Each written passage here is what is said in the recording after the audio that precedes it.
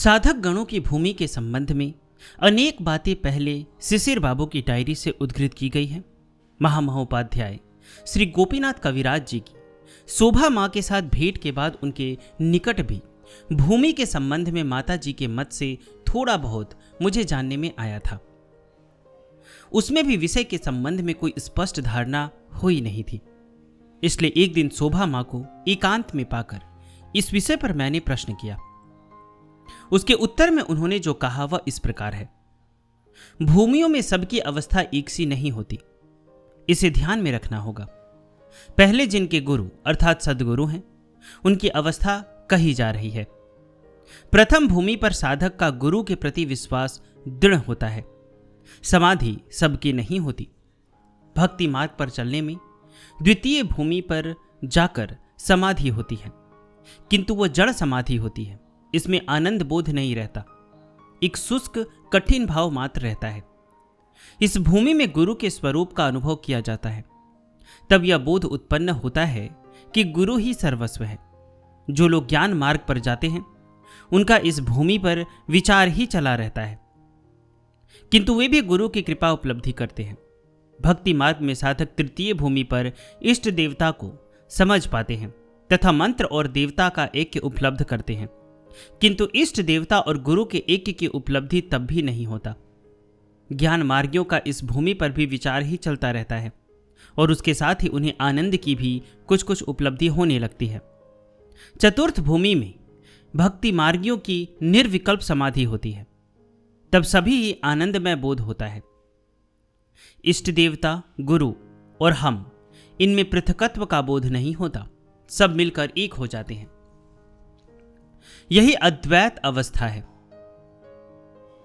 इसमें द्वैत बोध तनिक भी नहीं रहता। सद्गुरु की कृपा के बिना यह अवस्था प्राप्त नहीं की जा सकती। इस भूमि में ज्ञान मार्गियों की भी निर्विकल्प समाधि होती है। साधारणतः उनकी सविकल्प समाधि नहीं होती। हाँ, यह स्मरण रखना कि शुद्ध ज्ञान मार्गी साधक बहुत विरले होते हैं। पंचम भूमि के प्रथम भाग में साधक सब कुछ के भीतर ही अपने को और इष्ट देवता को देखते हैं और अपने भीतर भी सब कुछ को देखते हैं। इस भूमि पर पुनः द्वैत आ जाता है और इष्ट देवता को उनकी पूर्व मूर्ति अर्थात इष्ट मूर्ति में देखते हैं, किंतु इष्ट देवता और मैं, इनमें द्वैत बोध नहीं रहता। इस भूमि के बीचों बीच पूर्ण ब्रह्म ज्ञान आता है। तब उनमें सब कुछ है और सब कुछ में वे हैं, यह बोध भी रहता है तथा तदतिरिक्त भाव में भी वे हैं, यह बोध भी साथ ही साथ होता है। भक्ति मार्ग में यही अंतिम भूमि कही जा सकती है। इसके पश्चात ब्रह्म रूपता हो जाती है। ज्ञान मार्गी लोग पंचम भूमि पर सर्वभूत में ब्रह्म दर्शन करते हैं। ब्रह्म सर्वभूत में है और इसके अतिरिक्त भाव में भी है। यह बोध उन्हें पृष्ठभूमि में होता है। पृष्ठभूमि में वे पूर्ण ब्रह्म हो जाते हैं। सप्त भूमि में उनकी ब्रह्म रूपता होती है। श्रीयुत गोपीनाथ कविराज जी के प्रश्न के उत्तर में एक पत्र में शोभा माँ ने ब्रह्म रूपता के संबंध में इस प्रकार लिखा था। स्थूल, सूक्ष्म, कारण, यह सब तत्व जब ब्रह्माकार हो जाते हैं तभी इसे ब्रह्म रूपत्व कहते हैं। पुनश्च ब्रह्म ज्ञान होने पर जीव के स्थूल के संपूर्ण और सूक्ष्म के कुछ तत्व ब्रह्माकार हो जाते हैं, किंतु सूक्ष्म के कुछ और कारण देह के संपूर्ण तब भी ब्रह्माकार नहीं होते। इसलिए षष्ठ भूमि में ब्रह्म रूपता प्राप्त करने से स्थूल सूक्ष्म कारण तत्व सभी ब्रह्माकार हो जाते हैं। साधना चतुर्थ भूमि तक रहती है। निर्विकल्प समाधि के बाद साधना फिर नहीं रहती। ज्ञान मार्गी हो या भक्ति मार्गी, सबके लिए जगत ध्यान मग्न हो जाता है। पंचभूमि के बीचों बीच ब्रह्मज्ञता आने पर सामान्य और विशेष सभी ज्ञान प्राप्त हो जाते हैं। जिनके गुरु अर्थात सद्गुरु नहीं मिला है, सद्गुरु यदि न हो तो गुरु पाना और न पाना बराबर है। उनके विषयों के प्रति तीव्र वैराग्य और भगवान के प्रति थोड़ा सा आकर्षण होने पर ही प्रथम भूमि मिलती है। द्वितीय भूमि पर उनका अनुराग भगवान के प्रति अति प्रबल हो जाता है। तृतीय भूमि पर वे मूर्ति विशेष में भगवान को प्रत्यक्ष करते हैं। कोई कोई प्रथम भूमि पर भी भगवत दर्शन लाभ करते हैं, किंतु वह दर्शन छाया दर्शन होता है। लोक अर्थात भुवन के संबंध में शोभा माँ ने मुझे यह उपदेश दिया। भू, भुव, स्व, मह, जन, तप और सत्य, इन सप्त लोक के आगे क्रमशः ऊर्ध्व, ऊर्ध्वतर के हिसाब से निम्नलिखित ये सब लोक हैं। देवी लोक, अधिष्ठात्री काली, निम्नस्थ ब्रह्मलोक, ऊर्ध्वस्थ ब्रह्मलोक, अधिष्ठाता ब्रह्मा।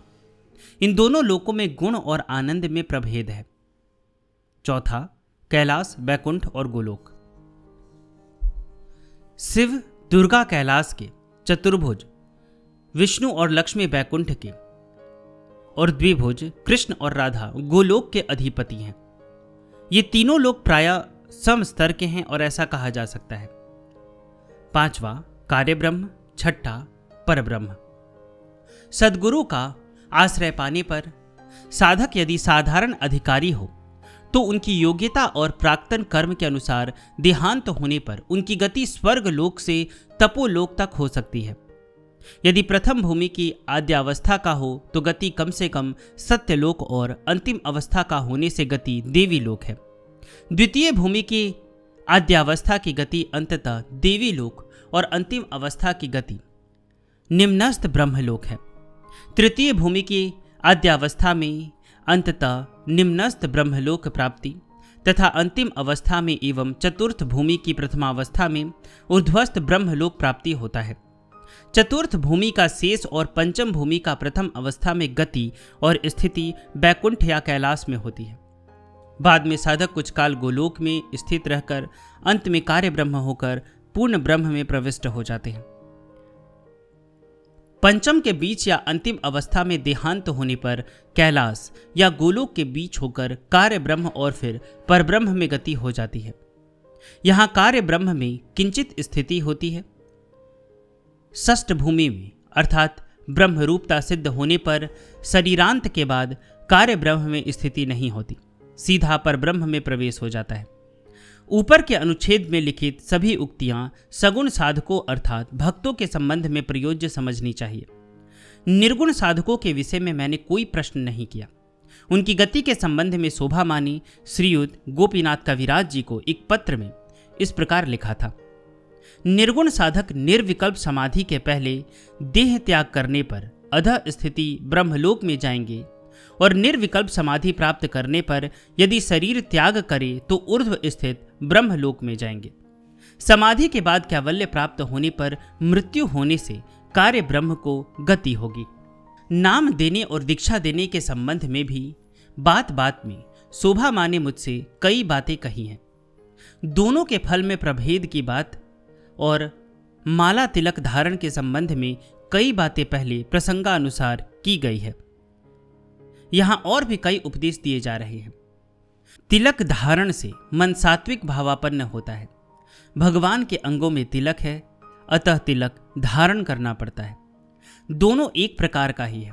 संप्रदाय भेद से नाना रूप के तिलक धारण करने की कल्पना की गई है। तिलक 12 अंगों पर धारण किया जाता है। दीक्षा लेने से आसन पर बैठकर जप करना होता है। नाम लेने पर भी आसन पर बैठकर नाम लेना अच्छा है। कंबल का आसन प्रशस्त है। आसन पर बैठने से शरीर से विद्युत का अपचयन नहीं होता। नाम लेने या दीक्षा लेने पर गुरु की पट पूजा, भोग, आरती इत्यादि करना अच्छा है, किंतु अवश्य कर्तव्य नहीं है। इन सब अनुषंगिक कार्यों द्वारा मन उस ओर जाता है। यह सब सेवा अधिक करे और जप इत्यादि कम करे तो भी काम चल जाता है। गुरु के शरीर में रहने समय शिष्य का पका अन्न ग्रहण न करने पर भी उनके देहांत के बाद उनके चित्र के पास पकवान भोग दिया जा सकता है। अपनी ही जाति भगवान की जाति है। स्फटिक, पद्म बीज और रुद्राक्ष की माला से तुलसी की माला में सत्व गुण अधिक होता है। जप दोनों काल करना होता है। वह जितना ही किया जाए और जितनी बार किया जाए उतना ही अच्छा है। जप के समय पद्मासन इत्यादि आसन से बैठकर जप करने से फल अच्छा होता है। गुरुदेव जिसे जिस आसन से बैठने को कहे उसे उसी आसन से बैठना मंगलकारी होता है। जप के समय मंत्र का ध्यान करना कर्तव्य है। जप के पूर्व पहले इष्ट देवता का ध्यान और फिर गुरु का ध्यान करने पर जप करना चाहिए। जप के अंत में भी इसी प्रकार ध्यान करना कर्तव्य है। मंत्र के ध्यान का तात्पर्य मंत्र की ध्वनि को सुस्पष्ट भाव से सुनना। मानस जप ही उत्तम होता है। मानस जप या उपांशु जप का उपदेश अधिकारी के भेद से दिया जाता है। मंत्र का वाचिक जप कर्तव्य नहीं है। प्रणव सहित नाम का भी वाचिक जप भी कर्तव्य नहीं है। केवल नाम ही शब्द के साथ उच्चारण किया जा सकता है। ध्यान मस्तक में ही करना अच्छा है। अतः पर मेरे पास लिखे गए कई पत्रों के कुछ कुछ अंश इस स्थान पर उद्धृत किए जा रहे हैं। पहला, भगवान 9 वर्ष के समान आप लोगों के आध्यात्मिक जीवन की अनुभूति भी नई कर दे, यह कामना करता हूं। मणिलाल यानी मेरे एक चिर रुग्ण पुत्र और शोभा मां के परम भक्त किस प्रकार है? उनके रोग के समाचार से मैं चिंतित रहा हूं। संसार के इन बाधा विपत्तियों में भी भगवत चरणों में मन को अचल और अटल रखिएगा। इन सब क्षुद्र से भी क्षुद्रतर बाधा विपत्ति में भी यदि मन चंचल हो तो यह महान समुद्र किस प्रकार पार करेंगे? यह सब कुछ नहीं है, लीलामय की लीला की परीक्षा मात्र है। उनका खेल क्षोभ रहित चित्त से देखते जाइए, तभी लीला का गूढ़ रहस्य समझ सकेंगे। भगवान आप लोगों का सर्वांगीण मंगल करे, उन्हीं की कृपा से उन्हें पकड़ सके और पहचान सके, यही कामना करता हूं। दूसरा, संसार में कितने ही कुसकंटक हैं, उन सब का अतिक्रमण करने के लिए एकमात्र गुरुदेव और उनके मंत्र ही सहारा है। आप लोगों ने गुरु पाया है, अतएव उनके प्रति अटल विश्वास और भक्ति रखकर चल सकने पर ही इस भव सागर को पार हो सकेंगे। संसार के सामान्य व्यापार में यदि अस्थिर हो जाएंगे तो यह महान समुद्र रूप भव सागर किस प्रकार पार करेंगे? भगवान के सभी कर्म मंगलजनक है। अपाततः दृष्टि से अमंगल देखने पर भी भविष्य में उसके द्वारा मंगल ही साधित होता है, इस विषय में कोई संदेह नहीं। तीसरा, कई दिन हुए आपका पत्र पाया, विदित हुआ कि आप सांसारिक झंझटों में हैं। यह बात सच है कि सभी क्षेत्रों में जो बड़ा होता है उसे ही अधिक आंधी वर्षा सहनी पड़ती है। अवस्था या मन में जितना ही छोटा रहा जाए उतना ही आंधी का आघात कम सहन करना पड़ता है। आप भी धैर्य और गुरु पाद पद्म पर भरोसा रखकर सहनशील होकर रहिए, तभी शांति पाइएगा और साधन भजन कर सकेंगे। धोबी के घर कपड़ा देकर जैसे निश्चिंत रह सकते हैं, उसी प्रकार कपड़ा रूप मन और धोबी रूप गुरु है। गुरु के घर मन देकर निश्चिंत बैठे रहिए, देखिएगा समय पर गुरुदेव आपको निर्मल मन दे जाएंगे। धोने के लिए जितनी बार पटकने की आवश्यकता होगी अवश्य ही पटकेंगे, पछाड़ेंगे। इसके लिए विचलित होने से नहीं चलेगा। मन का विक्षिप्त होना ही स्वाभाविक है, अभ्यास द्वारा इसे वश में लाना होगा। अभ्यास हो जाने पर क्रमशः स्वभाव में स्थित हो जाएगा। अभ्यास करने में असमर्थ होने पर गुरु जी पर आत्मसमर्पण करके बैठे रहना चाहिए। समय पर सब ही होगा, यही आशा मन में रखकर साधन भजन करते जाइए। पांचवा, साधन भजन जो चल रहा है उसे उन्हीं की इच्छा से हो रहा है समझिएगा। यदि उनकी इच्छा होगी तो वे और अधिक भी करा ले सकते हैं। न्यून या अधिक जिसके लिए जैसी आवश्यकता होती है वे स्वयं करा लेते हैं। इसी से ही जीव कल्याण पथ पर अग्रसर होता है। उसके लिए व्याकुल होना अनावश्यक है। इसे मन में रखकर सर्वदा उनकी शरण में रहना ही श्रेयस्कर है। छठा, आशा है भगवत कृपा से आप लोग सब आनंद में हैं।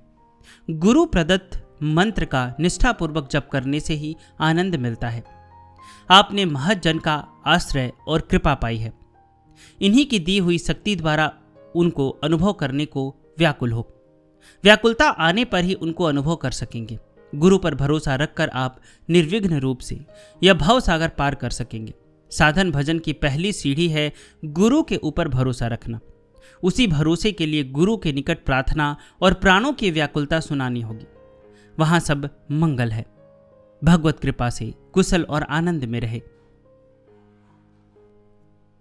शोभा माता की जीवनी जो एक पुस्तक मेरे पास आई थी, एक भाई जी ने भेजा था वाराणसी से, और जो हम जीवनी सुन रहे थे, श्री श्री शोभा माँ बालिका ब्रह्मज्ञा, राय साहब श्री अक्षय कुमार दत्त गुप्त जी ने इसे प्रणीत करवाया था, लिखा था।